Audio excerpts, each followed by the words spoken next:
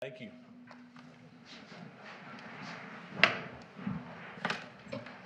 Well, Happy New Year. It's great to see everybody this morning. Can't believe it's 2025 already, but again, thank you for all being here. I know we've got some recognition awards, service awards going out to county employees here in a little bit. I do want to take just a brief moment and welcome Commissioner Ott to Commissioner's Court and say we look forward to working with you. Congratulations on being here. Thank you, Judge. I'm excited to be here. Thank you, everyone.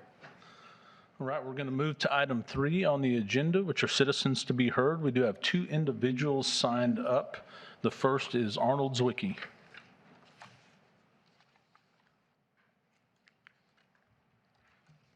Good morning. Good morning. Good morning. Good morning, Commissioner, judges, Commissioner Ott, welcome. Thank you, sir. Take it from an old man, as long as you do the right thing and don't lie, you'll be there forever. So good luck to you. Thank you, sir. I'm here today, and I don't want to bring a dark cloud over Guadalupe County, but the fact is the cloud has been here and it needs to be removed. And so since last month, requesting the county attorney to resign, I've been asked by numerous people why, and a lot of people felt the same way. So I felt obligated to come back as my final report to the Commissioner's Court and explain some of this. Some of it starts with the handling of the Josh Balk case. Taxpayers paid extra for special prosecutors to take over the case because the county attorney's inappropriate relationship with the accused and the victim. The county attorney admitted to me himself that he was a victim and refused to do anything about it. Instead, he continues to hang out with the accused. Another special prosecutor had to be brought in to investigate where the accused was friends of the county attorney. The county attorney brought in a clown friend of his who knew less about computers than I did, yet never brought anyone in that would verify what was going on with the computers and some of the Facebook stuff. The only justice served in that case was while we met with this prosecutor, that he went to sit down and missed his chair and landed on the floor. The sheriff's office had to get involved back in May of 2020 due to inappropriate behavior of a few of our elected officials. Security was on high alert at the Justice Center to ensure the safety of all at the Justice Center. During this time, I met with the Texas Rangers Integrity Unit, the Attorney General's Office, Ethics Commission, Administrative Judge Stubblefields in hopes of getting help.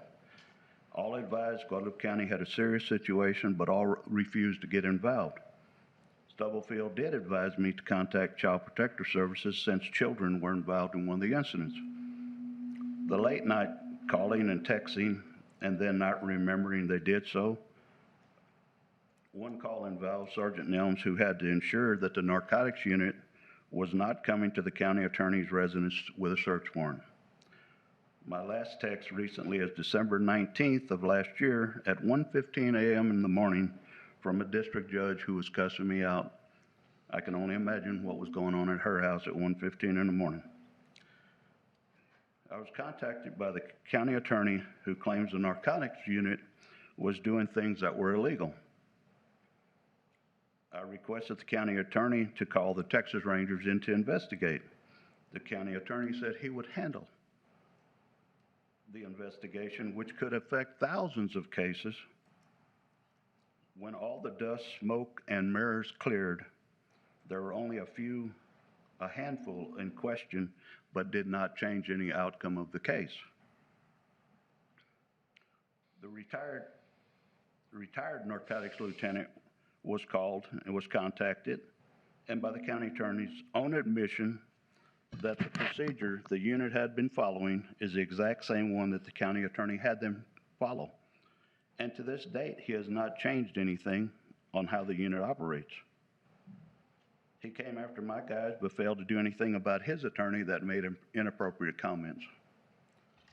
Misappropriations of funds, giving a friend a temporary job, breaking county policy on the hiring process, supposedly gave him the job to avoid a lawsuit. How was he going to file a lawsuit when he resigned? The big claim that they needed investigators since the Rangers were moving too slow to investigate the city of Marion and Santa Clara. This position was supposed to be a liaison between county attorney's office and law enforcement. About a minute left. One email the whole time. Wow. Some of us need to look at somebody needs to look at his timesheet, and all the cases never worked. The hiring of this position was a slap in the face to investigators, county attorney's office. While I'm speaking for myself, I know there are several other elected and appointed officials who have a hard time getting response from the county attorney. Calls and text messages, emails go unanswered. Maybe if we spent more time at the county attorney's office instead of the landscape business, we'd get things done. Certain attorneys get sweetheart deals, assistant attorneys giving property back that was seized from the crook. The latest one was wanting to charge the defendant only half the amount of the vehicle so he could buy it back. 20 seconds, Sheriff. So you get the idea of where we're at. So good luck to y'all with this. That's my final report.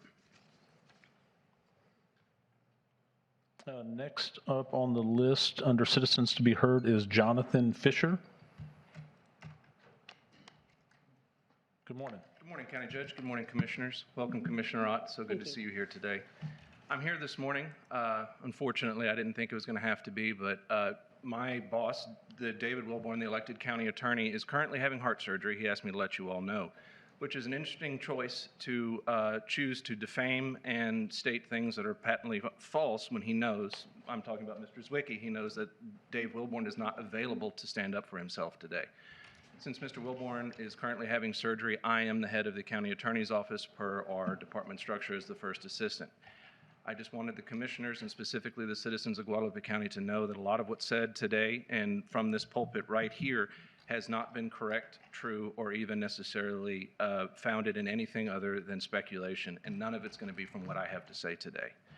Some of the things that Mr. Zwicki spoke about, especially with asset forfeiture, comes from a misunderstanding of how asset forfeiture works and how things get negotiated in civil cases.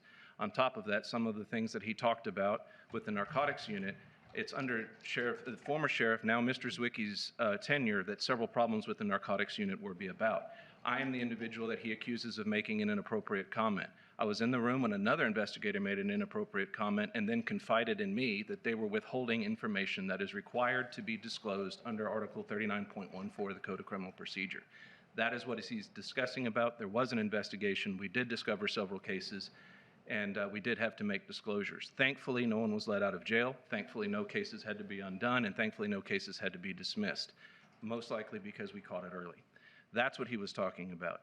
Mr. Wilborn has gone up and above and beyond to try to work with law enforcement, to work with the other county officials, and I will say that I am excited to work with our new Sheriff, Josh Ray, and I think it was time for an administration change. I thank you for your time, and I thank you for all that you do for this county.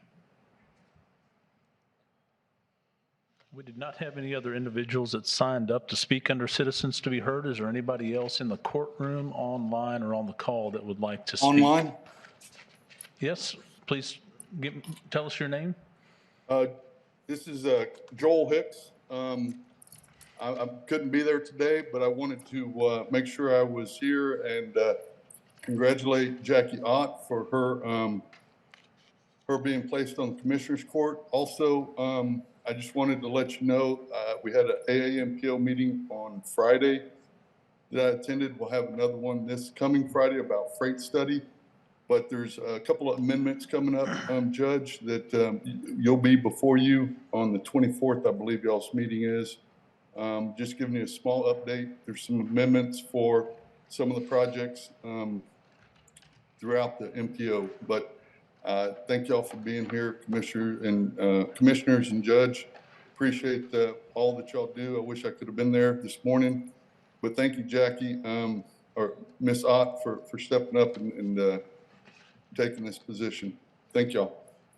All right, thank you, Joel. Thank you. Is there anybody else online or in the courtroom that would like to speak under citizens to be heard? All right, I don't see or hear anybody indicate they wish to do so. We're going to move to item 4 on our agenda.